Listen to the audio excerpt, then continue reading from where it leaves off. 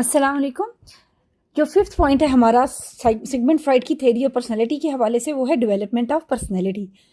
Basically कि जैसे हमारी फिजिकल डेवलपमेंट होती है और एक बच्चा पैदा होने से लेकर बड़े होने तक अपनी 18 ईयर्स की प्यूबर्टी तक पहुंचने तक डिफरेंट फिजिकल स्टेजेस से गुजरता है, ऐसे ही हम डिफरेंट साइकोलॉजिकल स्टेजेस से भी गुजरते हैं। हर एक पॉइंट पे आपको समझ आ रही है कि कैसे एनोलॉजीज ड्रॉ हुई हुई हैं। जैसे कि जो फर्स्ट पॉइंट हमने पढ़ा था उसमें एनोलॉजी थी साइकिक एनर्जी की, कि just like physical energies there are psychological energies. Then just like there is structure of brain, there is structure of mind. उसी तरह से एक सोल का भी एक स्ट्रक्चर एग्जिस्ट करता है। देन हम पढ़ने लगे अब डेवलपमेंट ऑफ पर्सनैलिटी के just like physical development we go through different stages of our psychological development. Freud का ये मानना था personality develops during childhood in several stages. He called them psychosexual stages of development. उसने इन चीज़ों को psychosexual stages of development का नाम दिया है। और उसका ये असल क्या था कि main source of sensual player, यानी हर एक टाइम के ऊपर हमें डिफरेंट चीज़ें मज़ा देती हैं और हमारे लिए इंजॉयमेंट का सामान होती हैं। जिन चीज़ों को हम बचपन में इंजॉय करते हैं, हमें बड़े होकर उन चीज़ों को करने में मज़ा नहीं आता। बचपन में हम जिन खिलौनों के साथ खेलते थे, बड़े होकर उन्हीं खिलौनों के साथ खेलने में हमें मज़ा नहीं आता और उनमें दिलचस्पी नहीं रहती है। इस तरह से हमारी प्लेयर जोन या प्लेयर प्रिंसिपल्स चेंज होते चले जाते हैं डिफरेंट स्टेजेस पे। यूं ही हम बड़े होते हैं, हमारा जो प्लेयर जोन है वो चेंज हो जाता है। फ्राइड ने इस चीज़ को एरोजेनस जोन्स का नाम दिया। Erogenous zone player zones of our body, हमारी बॉडी में डिफरेंट प्लेयर जोन्स हैं।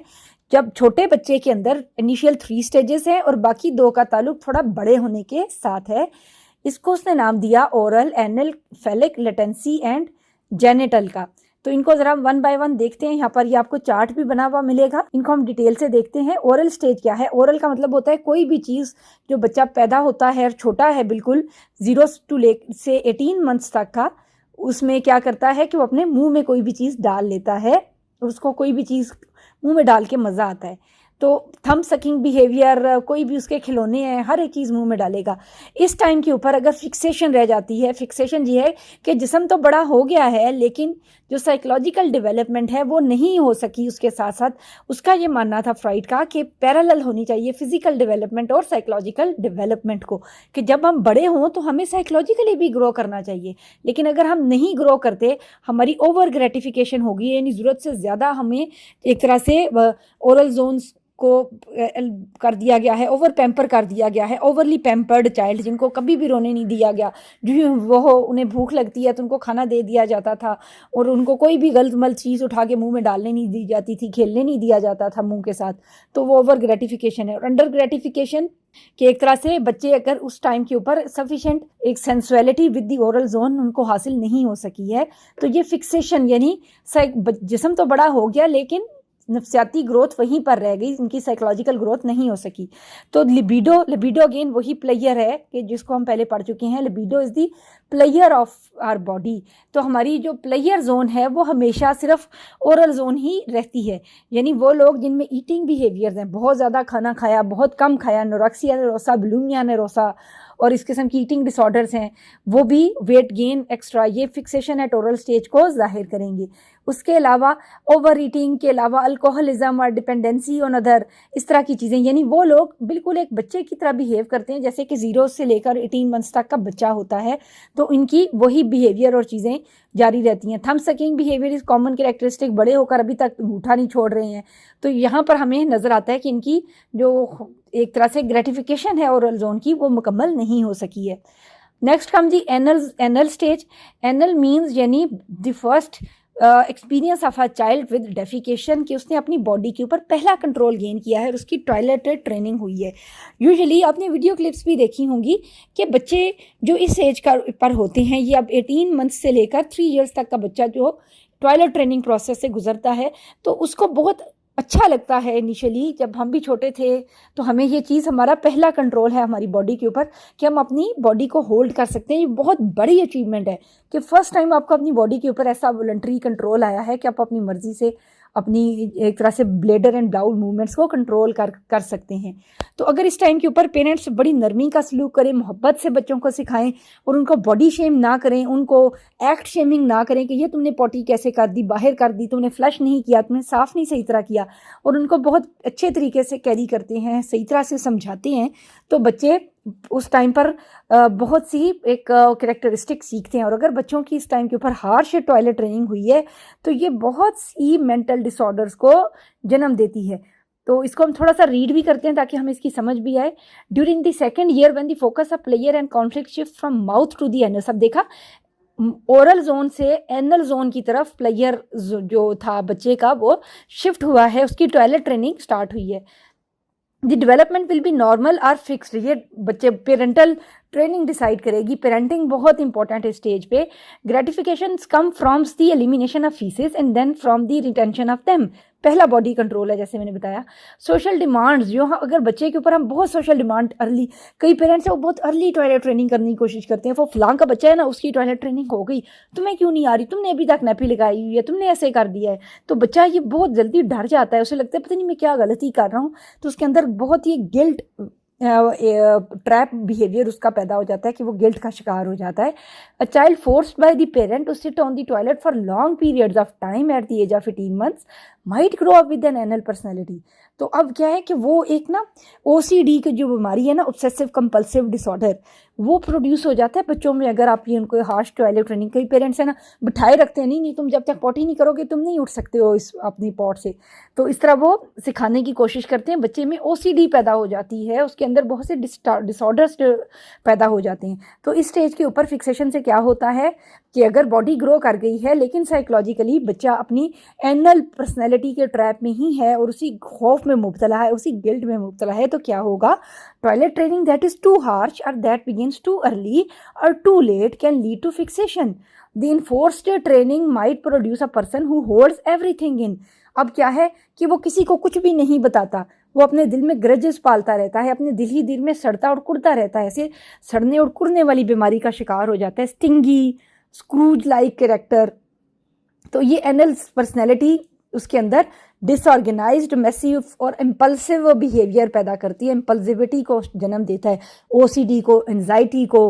और एक जो बंदा है जो हर टाइम एक परेशान रहता है और अपनी फीलिंग्स किसी के साथ शेयर नहीं करता, इस तरह उसकी पर्सनैलिटी ही ऐसे ड्रॉ हो जाती है। तो ये बहुत ही देखें कि किस कदर अलार्मिंग है ये चीज़ें, स्पेशली ओरल और एनल स्टेज के ऊपर फिक्सेशन साइकोपैथोलॉजीज़ को जन्म देती है। और बहुत सी हमारी एबनॉर्मेलिटीज़ इस स्टेज के ऊपर फिक्सेशन से रिलेटेड हुआ करती हैं, जो हम बाद में पढ़ेंगे ना, अब नॉर्मल साइकोलॉजी, क्लिनिकल साइकोलॉजी, और उसमें अब साइको एनालिसिस की इटियोलॉजी पढ़ेंगे, तो आपको बार बार ये फिक्सेशन का एलिमेंट नज़र आएगा कि ओरल और एनल स्टेज पर फिक्सेशन स्किज़ोफ्रेनिया समेत OCD, एंजाइटी और इस तरह के सिम्टम्स को पैदा करती है। नेक्स्ट है जी फेलिक स्टेज, जो थर्ड स्टेज है बच्चे की। टॉयलेट ट्रेनिंग टाइम गुजर गया बच्चे का जैसा तैसा था, अब ये कौन सा स्टेज है कि ये 5 years तक का टाइम पीरियड है और बच्चों ने नई नई सोशलाइजिंग सीखी है और वो फर्स्ट आइडेंटिफाई करते हैं, अपने घर में देखते हैं अपनी मदर को और फादर को। जो बच्चा है वो उस टाइम के ऊपर अपनी मदर के साथ अटैचमेंट महसूस करेगा और गर्ल्स अपने फादर के साथ ज़्यादा अटैच महसूस करती हैं और एक तरह से उनको एक सेंस ऑफ प्रोटेक्शन मिलती है और एनवियस या रश्क वाला रिलेशनशिप बन जाता है सेम सेक्स पेरेंट के साथ। फेलिक स्टेज के जो फर्स्ट टाइम उनको अपने जेनिटल्स की अवेयरनेस भी आती है कि we are biologically different as male and female. तो जेनिटल की फर्स्ट उन्होंने आइडेंटिफिकेशन की है कि हम बायोलॉजिकली डिफरेंट हैं। तो क्या होता है, boys experience sexual attraction for the mother and desire to eliminate the father with whom the boy competes for mother's affection. इस चीज़ को फ्राइड ने ओडिपस कम्प्लेक्स का नाम दिया। और गर्ल्स में इसी तरह से वाइस वर्सा होता है और उसको हम कहते हैं Electra complex. Electra complex attachment of daughter with father and Oedipus complex attachment of sun with his mother. इसके बाद क्या है कि इस स्टेज के ऊपर फिक्सेशन रह जाती है। अगर फिक्सेशन कैसे रह जाएगी, यूजुअली जो छोटे बच्चे हैं ना, जिन्होंने फर्स्ट टाइम अपने जेनिटल्स को डिस्कवर किया है, सोशल रिलेशनशिप्स को डिस्कवर किया है, हलाल और हराम रिश्तों को फर्स्ट टाइम डिस्कवर किया है और उनका पहला इनकाउंटर हुआ है अपने ही घर के फैमिली मेम्बर्स के साथ। तो ये ऐसे ही जैसे बहुत ही छोटी बच्चों से, अब तो बच्चे बड़े होशियार हो गए हैं, लेकिन पूछा जाता था कि तुमने शादी किससे करनी है, तो कहेंगे अब्बू से, ऐसे बच्चियां बात करती थी, क्योंकि उनके जहन में एक जो फिगर है जो उनको प्रोटेक्शन दे रहा है, नर्चरेंस दे रहा है, वो फादर ही है, तो उनके लिए फादर ही सब कुछ होता है। लेकिन बहुत ही अर्ली स्टेज पे इस स्टेज की रेजोल्यूशन क्या होगी, जो फिक्सेशन रिमूव हो जाएगी तब होगी जब बच्चे ये जान लेंगे कि we are biologically male and female, हमारे कुछ रिश्ते हलाल हैं हराम हैं, और वो रिजॉल्व कर लेते हैं कि my father is actually my father and I don't need to have some resentment feelings for my father. मुझे अपने वालिद से रश का मेल सलूक नहीं होना चाहिए, और ये मेरी मदर है, ये फादर है, और how I should naturally behave with in society, मुझे अपनी सोसाइटी में किस तरह बिहेव करना है। बच्चा अपनी सोसाइटी के नॉर्म्स, वैल्यूज़ और स्टैंडर्ड को फर्स्ट टाइम सीखता है। तो इस तरह वो फर्स्ट टाइम नॉर्म्स सीखता है, सोसाइटी में नॉर्मली क्या चीज़ें एक्सेप्टेबल हैं, बहुत से मॉरल वैल्यूज़ और एथिकल वैल्यूज़ वो सीखता है। तो ये फर्स्ट सोशलाइजिंग स्टेज होती है। यूजुअली हम ये चीज़ सीख लेते हैं जब हम फेलिक स्टेज से निकलने वाले होते हैं, उस टाइम ड्यूरेशन में हम ये सारी इनिशियल सोशलाइजिंग सीख लेते हैं। लेकिन वो बच्चे जो ये नहीं सीख पाए और उनका हलाल हराम का कॉन्सेप्ट, उनकी अटैचमेंट विद देयर मदर और फादर और डिपस कम्प्लेक्स, इलेक्ट्रा कम्प्लेक्स रिजॉल्व नहीं हो सके हैं, तो वो इसी स्टेज के ऊपर ट्रैप्ड रह जाते हैं, इसी सर्कल में फंस जाते हैं, फिक्सेट हो जाते हैं। तो क्या होता है फिर, most people are fixed because to some degree on this, unable to overcome Oedipus complex, fixation occurs। तो fixation हो जाती है। Children eventually cope with these threatening feelings by repressing them or by identifying with their parents। Usually तो बच्चे इस चीज़ को overcome कर लेते हैं। This identification strengthens their super ego। Super ego है जो moral principles को डील करती है, तो उनमें moral values प्रोड्यूस होती हैं और उनको ये पता चलता है कि जो पेरेंट्स की वैल्यूज़ हैं वो क्या हैं। और identification with same sex parent हो जाती है कि ये मदर है, I need to have the roles just like my mother, और फादर के साथ उसकी अटैचमेंट जो है वो जेंडर आइडेंटिटी सीखने के नतीजे में रिजॉल्व हो जाती है। जेंडर आइडेंटिटी डेवलप होती है बेसिकली फेलिक स्टेज के ऊपर।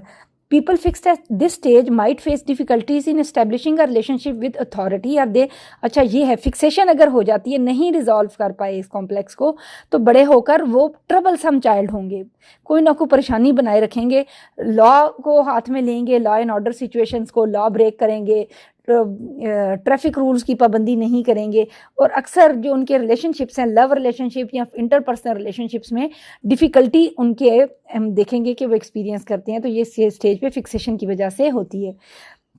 नेक्स्ट है, ये देखें हर एक के साथ उसका एज फैक्टर भी है। एज फैक्टर के साथ ये है कि उसमें नॉर्मली एक्सपीरियंस क्या किया जाता है, फिक्सेशन कैसे होती है और उसको रिजॉल्व कैसे किया जाता है, और अगर रिजॉल्व नहीं किया तो क्या प्रॉब्लम्स हो सकते हैं। ये सारी चीज़ें हम डिस्कस कर रहे हैं हर स्टेज से रिलेटेड। लेटेंसी पीरियड है जी, उसके बाद जब बच्चों ने फेलिक स्टेज पे सेम सेक्स पेरेंट्स को 3 to 5 ईयर्स की एज पर आइडेंटिफाई कर लिया, जेंडर आइडेंटिटी उनकी बन गई, तो then they have entered the latency period. इस स्टेज पे क्या है, गर्ल्स गर्ल्स के साथ खेलेंगी, बॉयज़ बॉयज़ के साथ खेलेंगे, और अक्सर वो बहुत ही एक तरह से रिजर्व हो जाते हैं अपनी जेंडर आइडेंटिटी के हवाले से। पीछे सीख चुकी है ना जेंडर आइडेंटिटीज़, अब ये जेंडर आइडेंटिटीज़ इवॉल्व होंगी। तो गर्ल्स कहेंगी ये ब्लू सूट है मैंने नहीं पहनना, ये जॉगर्स बॉयज़ पहनते हैं मैं नहीं पहन सकती, और बॉयज़ कहेंगे एज ये वाला खेल लड़कियां खेलती हैं। इस तरह वो बहुत ज़्यादा सेग्रीगेट करते हैं बीइंग अ बॉय और अ गर्ल, और बॉयज़ अपने ही हम जोलियों के साथ खेलेंगे और गर्ल्स अपनी ही हम उम्र सहेलियों के साथ फ्रेंड ग्रुप के साथ खेलेंगी, यहाँ तक कि वो प्यूबर्टी में एंटर हो जाएंगे। लेटेंसी थोड़ा सा एक ऐसा पीरियड होता है जो कि रिलैक्सिंग होता है और उसमें कोई भी खास प्रॉब्लम वाक़या नहीं होती है, फिक्सेशन नहीं होती है इसके ऊपर usually. Genital stage then we enter the puberty stage. इसमें जो जेनिटल स्टेज है, इसमें finally we have learned everything about our primary process, और हमारी फिजिकल डेवलपमेंट भी मुकम्मल होती है और हमारी साइकोलॉजिकल डेवलपमेंट भी साथ ही मुकम्मल होती है। जब हम 18 साल के हो गए हैं तो हमारे जिस्म के अज़ा पूरी तरह डेवलप हो गए हैं, और हमारी नफ्सियाती जो अज़ा हैं, हमारी डेवलपमेंट है और ग्रोथ है, वो भी काफ़ी हद तक स्टेबल हो जाती है, और हम सीख लेते हैं कि दरअसल किन चीज़ों से हमने मज़ा अखज़ करना है और किन चीज़ों को हमने पीछे छोड़ना है। यानी ये देखें, ओरल के ऊपर थंब सकिंग बिहेवियर में और हर चीज़ मुंह में डालने से लज्जत मिल रही है, एनल में अपनी टॉयलेट ट्रेनिंग से और अपनी फीसिस को कंट्रोल करने की वजह से बच्चे को लज्जत मिल रही है। फेलिक स्टेज पे उसको identification with the opposite sex parent के साथ आइडेंटिफिकेशन इलेक्ट्रा कॉम्प्लेक्स और डिपस कॉम्प्लेक्स से लज्जत मिल रही है, यहाँ तक कि उसने उसको रिजॉल्व कर लिया। लेटेंसी पीरियड में खेल कूद और मशागल से दिलचस्पी होती है और उसी में ही बच्चे को लज्जत महसूस होती है। जेनिटल में फाइनली जो आखिरी जोन है वो अडल्टहुड में समझ आ जाती है कि एक्चुअल जो लज्जत है वो अपोजिट सेक्स जेंडर में है, यानी मेल और फीमेल को आपस में एक दूसरे के साथ अटैचमेंट और अट्रैक्शन महसूस होती है, और औरत और मर्द का जो एक तरह से प्यूबर्टी से रिलेटेड ताल्लुक है, फिजिकल अट्रैक्शन है और साइकोलॉजिकल अट्रैक्शन है, वो डेवलप होती है। तो opposite sex becomes the focus of attention and this stage drives toward marriage and sexual relationships. तो इस तरह से ये 5 स्टेजेस रिजॉल्व होती हैं। अच्छा, अब हम ज़रा पढ़ते हैं। आपने देखा कि फ्रॉइड ने हर एक जो डिफरेंट कॉन्सेप्ट्स दिए हैं थेरी या पर्सनैलिटी के, उनमें हर एक में हमें ये बताया है कि पैथोलॉजीज़ कैसे डेवलप होती हैं। जैसे यहाँ पर भी हमने पढ़ा कि ओरल स्टेज के ऊपर फिक्सेशन के नतीजे में जो हमारी ओरल स्टेज है उस पर जब फिक्सेशन होती है तो साइकोपैथोलॉजीज डेवलप होती हैं, बहुत सी प्रॉब्लम्स, साइकोलॉजिकल प्रॉब्लम्स स्टार्ट होती हैं। एनल के ऊपर ओसीडी हो सकती है, इसी तरह से फेलिक में अगर वो नहीं करते हैं तो लॉ ब्रेकिंग बिहेवियर हमने देखा है। तो इस तरह से फ्रॉइड का ये मानना है कि there are 3 different types of anxieties जो हम नॉर्मली अपनी लाइफ में एक्सपीरियंस करते हैं, अपनी end ego, super ego, conscious, unconscious और प्री कॉन्शियस की वजह से, या साइकोसेक्सुअल स्टेजेस की फिक्सेशन की वजह से। ऑब्जेक्टिव एंजाइटी, आपका एग्जाम है, आपने पढ़ाई करनी है, तैयारी करनी है, ये ऑब्जेक्टिव सिचुएशन है और ऑब्जेक्टिव रियलिटी है, यानी there is some threatening stimulus outside in the environment. Next है न्यूरोटिक। न्यूरोटिक कि जब रियल डेंजर उतना बड़ा नहीं है लेकिन आपने ओवरवेलिंगली उस चीज़ को हाई कर लिया अपने ऊपर, आपने किसी चीज़ का अपने आप को ओवरबर्डन कर लिया है, आपने इम्पल्सिविटी और इरेशनली उस चीज़ को ओवर फोकस कर लिया है। और इसमें क्या है, जितनी भी न्यूरोटिक एंजाइटी के अंदर जितने साइकोलॉजिकल डिसऑर्डर्स हैं ना, ये सारे के सारे इसके अंदर आएंगे, वो न्यूरोटिक एंजाइटी की वजह से होते हैं। नेक्स्ट है मॉरल एंजाइटी कि हमने कोई गलत काम किया है तो हमारी सुपर ईगो हमें एक तरह से थ्रेटन कर रही है, या हमारा जो ज़मीर है ना, सुपर ईगो ज़मीर ही है हमारा ज़मीर हमें मलामत कर रहा है। तो ज़मीर मलामत करता है तो हमें गिल्ट होता है, हम एक तरह से फ्रस्ट्रेटेड महसूस करते हैं, पछताते हैं, तो ये मॉरल एंजाइटी है। इन कॉन्फ्लिक्ट्स के इंटरेक्शन की वजह से हमारी पर्सनैलिटी इवॉल्व होती है कि हमारे अंदर अगर न्यूरोटिक एंजाइटी और मॉरलिस्टिक एंजाइटी ज़्यादा है तो हम साइकोपैथोलॉजीज़ का शिकार होंगे। अगर हम ऐसी पर्सनैलिटी रखते हैं कि हम सिर्फ ऑब्जेक्टिव एंजाइटी को अहमियत देते हैं तो हम कम साइकोपैथोलॉजीज़ का शिकार होंगे। ये सारा इंटरेक्शन ऑफ कॉन्फ्लिक्ट्स के अंदर ये सारी बात लिखी हुई है, जो यहाँ पर लिखी हुई है ना, ये आपको मेरी वेबसाइट पर मिल जाएगी। नेक्स्ट कम्स जी सेल्फ डिफेंस मैकेनिज्म्स। हमारी हम ज़ाती तौर पर, अदरवाइज तो ऐसा हो कि अगर हम बार बार यानी मॉरल वैल्यूज़ को और इड प्रिंसिपल्स के बीच में इस कश्मकश में, इस इंटरेक्शन ऑफ कॉन्फ्लिक्ट्स में अगर हम फंसे रहें तो हम कभी भी ग्रो नहीं कर सकेंगे। तो हमारी जो ईगो है, हमारा सेल्फ है, उसको बचाए रखने के लिए, जैसे एक बंदा है ना जंग पे जाता है, ज़रा पहन लेता है, अपनी एक केस पहन लेता है ऊपर और अपने आप को प्रोटेक्टेड करता है, इसी तरह हमारी ईगो या हमारा सेल्फ किला बंद होकर बैठा रहता है ताकि वो बीमार ना हो। और यूजुअली हम छोटी मोटी गलतियाँ करते हैं, हम गिल्ट्स में भी मुब्तला होते हैं, हम एंगर और फ्रस्ट्रेटेड भी महसूस करते हैं, लेकिन हम साइकोपैथोलॉजीज़ का शिकार नहीं होते। हमारा सेल्फ साइकोपैथोलॉजीज़ का शिकार क्यों नहीं होता, इस चीज़ के लिए डिफेंस मैकेनिज्म हमने बनाए हुए। डिफेंस मैकेनिज्म हमारी ईगो को प्रोटेक्ट करने के लिए ढालें, शील्ड्स हैं हमारे पास जिनसे हम अपने आप को प्रोटेक्ट रखते हैं। First one is displacement. Displacement, अगर किसी बंदे को बॉस से डांट पड़ी, वो बंदा घर आया, उसने बीवी को डांटा, बीवी ने बच्चों को डांटा, बच्चों ने आकर अपने खिलौनों को स्पैंक किया, इस तरह हर एक ने अपने सबऑर्डिनेट को डांटा या उसको कुछ ना कुछ कहा, ये डिस्प्लेसमेंट कहलाएगा। ठीक है।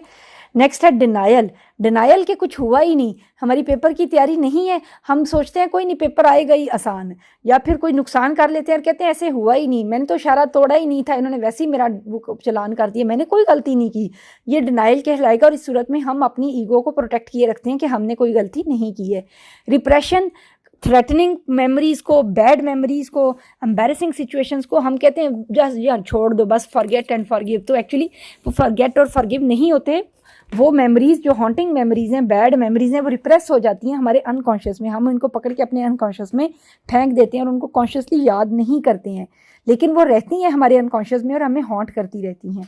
नेक्स्ट है सुप्रेशन और सब्लिमेशन। सब्लिमेशन क्या है, ये बहुत इंपॉर्टेंट है।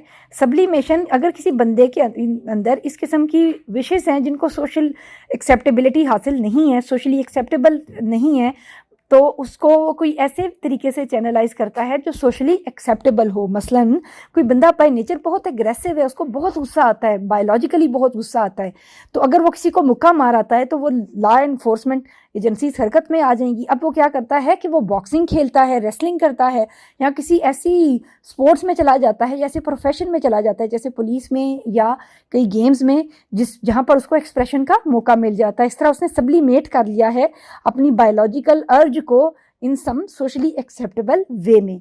Next term projection. प्रोजेक्शन का मतलब होता है कि वो चीज़ जो दरअसल लैपटॉप के ऊपर नज़र आ रही है वो प्रोजेक्ट होती है। प्रोजेक्टर होता है ना कि वो जो हम आला यूज़ करते हैं जिसमें चीज़ मैग्नीफाई होकर सामने वाली वॉल पे नज़र आती है, तो वो कैरेक्टरिस्टिक जो हमारी अपनी खसूसियत है हम दूसरों के अंदर प्रोजेक्ट करते हैं कि उसमें है। जैसे कि मैरिड कपल्स में क्या होता है कि मियाँ को अपनी बीवी पसंद नहीं होती लेकिन वो ये कहता रहता है कि ये मुझसे मोहब्बत नहीं करती। इस तरह जो ब्लेमिंग है, ब्लेम गेम है बहुत सारी रिलेशनशिप्स में, ये प्रोजेक्शन की वजह से होती है कि मसलन मियाँ जो है वो खुद एक इनफिडिलिटी का शिकार है और अपनी बीवी के साथ फेथफुल नहीं है, लेकिन वो ये इल्ज़ाम लगाएगा कि मेरी बीवी मेरे साथ फेथफुल नहीं है और ज़ुबान दराज है। ये भी प्रोजेक्शन होगा। इंटेलेक्चुअलाइजेशन हम बहुत ज़्यादा करते हैं कि हम जब कोई गलती कर लेते हैं या कोई नुकसान कर बैठते हैं तो हमको इसकी दलीलें देते हैं। We try to make out some logic out of it कि ये दरअसल इस वजह से हुआ, कि दरअसल इसकी कोई ना कोई वजह होगी, मैंने ये कोशिश की थी लेकिन अब ये देखें कि इसके हम उसको एवेल्यूएट और एनालाइज ऐसे तरीके से करते हैं कि we try to make sense out of it. हम कोई ना कोई लॉजिक ड्रॉ करने की कोशिश करते हैं। रैशनलाइजेशन, उन चीज़ों को जो ख़राब हो गई हैं उनको एक्सेप्ट कर लेना और उनको ये कहना कि कुछ ना कुछ अच्छा होगा इसकी वजह से, रैशनलाइज कर लिया। रिग्रेशन है दरअसल, जैसे हमने डिफेंस मैकेनिज्म से पहले हमने साइकोसेक्चुअल स्टेजेस ऑफ डेवलपमेंट पढ़ी ना, तो उनमें वो पर्सन जो ओरल स्टेज पर फिक्स हुआ रहता है वो रिग्रेशन का शिकार है। रिग्रेस का मतलब होता है पस्ती की तरफ जा गिरना, नीचे को गिर जाना, टू फॉल डाउन। तो फॉल डाउन कैसे है कि जैसे फिजिकली तो बंदा 35-30 साल का हो गया है लेकिन वो अपनी बीवी के और अपने फैमिली के खर्चे नहीं उठा रहा, वो बिल्कुल बच्चा बना हुआ है। जैसे कि अल्कोहलिक्स हैं, ड्रग एडिक्ट्स हैं, जो उनके ऊपर जिम्मेदारियाँ सोसाइटी ने डाली हैं या फैमिली ने डाली हैं उनका वो ख्याल नहीं रखते हैं। देन रिएक्शन फॉर्मेशन जो एक्चुअल फीलिंग्स हैं उससे टोटली अपोजिट बिहेव करना। मसलन आपको कोई पर्सन पसंद नहीं है लेकिन आप बड़े अवेयर हैं, कॉन्शियस हैं कि दरअसल ये बुरी बात है, हसद है तो ये बुरी बात है, तो आप और ज़्यादा अच्छे गिफ्ट्स लेकर जाते हैं उन लोगों की तरफ और आप कहते हैं कि नहीं मैं तो इनसे एनवियस नहीं हूँ। तो ये चीज़ रिएक्शन फॉर्मेशन होगी, to behave opposite of what you are actually experiencing. इस तरह से और भी बहुत से डिफेंस मैकेनिज्म होते हैं। कुछ इंपॉर्टेंट हमने अभी कंसिडर किए हैं कि ये किस तरह से होते हैं। नीचे कुछ और भी डिफेंस मैकेनिज्म आपको मिलेंगे। एक्टिंग आउट है, एम इनहिबिशन है, अल्ट्रुइज्म है, अवॉइडेंस है, कंपनसेशन है, dissociation, fantasy, humour, passive aggression and undoing. ये आपको नोट्स की फॉर्म में भी मिलेगा अगर आप अलग से पढ़ना चाहते हैं, लेकिन अगर आप रीड करेंगे तो आपको काफ़ी हद तक समझ आ जाएगी। अवेल्यूएशन सिगमंड फ्राइड की थ्योरी की पॉइंट्स में लिखनी है आपने। मेन इसके पॉइंट्स क्या हैं? फ्राइड की थ्योरी केस स्टडी बेस्ड थी। नंबर 2, फ्राइड की थ्योरी रिसर्च बेस्ड नहीं है, केस स्टडी बेस्ड है ना, तो it is descriptive and qualitative. इसके ऊपर क्वांटिटेटिव रिसर्च मेथड्स इस्तेमाल नहीं हुए हुए, इस तरह ये रेप्लिकेबल नहीं है इसकी फाइंडिंग्स, और कोई ऑब्जेक्टिव एनालिसिस और इंटरप्रिटेशंस नहीं है क्योंकि उसकी सारी जो पर्सनैलिटी थ्योरी है से सेल्फ ऑब्जर्वेशंस पर बेस्ड है, उसके अपने पेशेंट्स के ऊपर बेस्ड है, इसलिए कोई बहुत ज़्यादा हमें साइंटिफिक इसके ऊपर वर्क नहीं मिलता। हाँ, अब आकर रिसर्च फाइंडिंग्स इसके ऊपर शुरू हुई हैं, लॉन्गिट्यूडनल स्टडीज़ कुछ हुई हैं, लेकिन स्टिल बहुत ज़्यादा अभी गैप मौजूद है रिसर्च के हवाले से। यही हम इसका मेन पॉइंट बनाएंगे। अच्छे पॉइंट्स बहुत ज़्यादा हैं फ्राइड के। It was the first comprehensive theory of personality जो फ्राइड ने दी थी, और इसके बाद इसके ऊपर क्रिटिसिज्म के नतीजे में बाकी जो डिफरेंट थ्योरीज हैं वो इवॉल्व हुई। कंक्लूजन आप अपना लिखेंगे कि what do you think about fried theory, तो इसमें आप 3 या 4 लाइनों का कंक्लूजन लिखते हैं। इस तरह से बहुत ही कॉम्प्रिहेंसिवली मैंने तकरीबन ये सारा कंटेंट इसमें कवर कर दिया है सिगमंड फ्राइड की सारी थ्योरी का। तो आप ज़रूर नोट्स को भी कंसल्ट करें और लेक्चर को भी डिटेल से सुने। अगर किसी को कुछ पूछना है, देखना है, तो आपको ये कंटेंट मिल जाएगा। अल्लाह हाफिज़।